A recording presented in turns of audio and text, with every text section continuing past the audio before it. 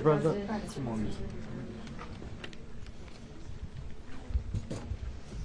Okay, thank you very much. This is big stuff. We appreciate you being here. Late last night and early today, at my direction, the United States Armed Forces conducted an extraordinary military operation in the capital of Venezuela. Overwhelming American military power, air, land, and sea, was used to launch a spectacular assault. And it was an assault like people have not seen since World War II. It was a force against a heavily fortified military fortress in the heart of Caracas to bring outlaw dictator Nicolas Maduro to justice. This was one of the most stunning, effective, and powerful displays of American military might and competence in American history. And if you think about it, we've done some other good ones, like the attack on Soleimani, the attack on al-Baghdadi, and the obliteration and decimation of the Iran nuclear sites just recently in an operation known as Midnight Hammer. All perfectly executed and done. No nation in the world could achieve what America achieved yesterday, or frankly in just a short period of time. All Venezuelan military capacities were rendered powerless as the men and women of our military, working with U.S. law enforcement, successfully captured Maduro in the dead of night. It was dark.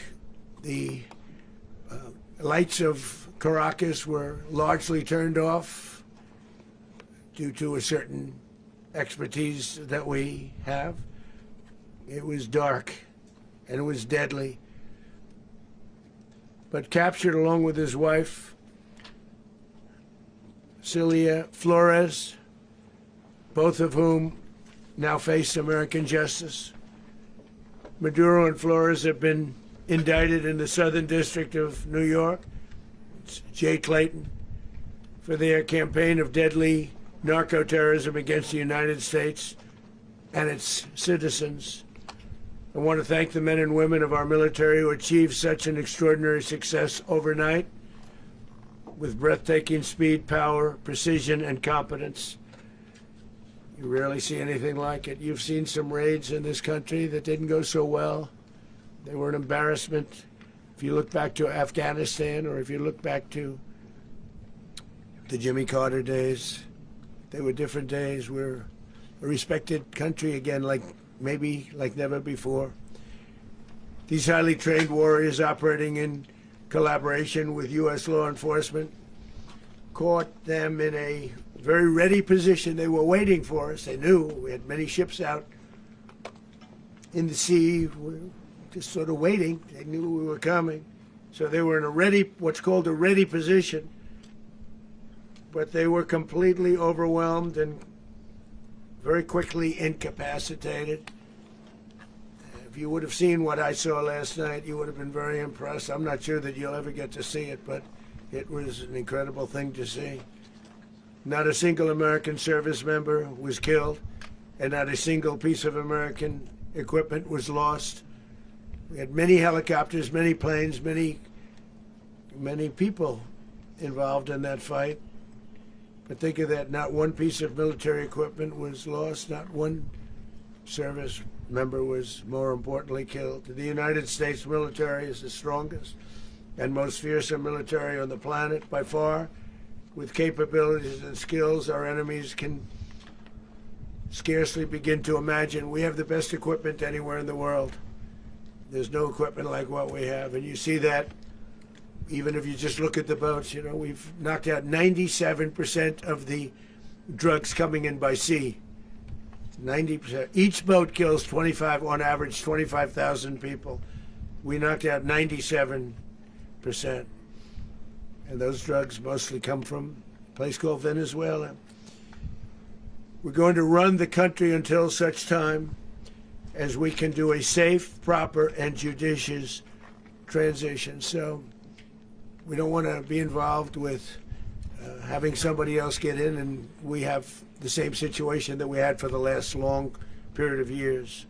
So we are going to run the country until such time as we can do a safe, proper, and judicious transition.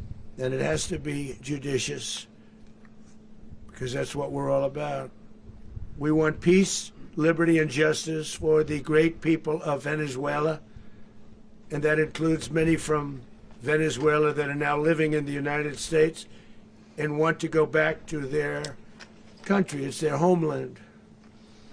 We can't take a chance that somebody else takes over Venezuela that doesn't have the good of the Venezuelan people in mind. We've had decades of that. We're not going to let that happen. We're there now, and what people don't understand, but they understand as I say this, we're there now, but we're going to stay until such time as the proper transition can take place. So we're going to stay until such time as we're going to run it, essentially, until such time as a proper transition can take place.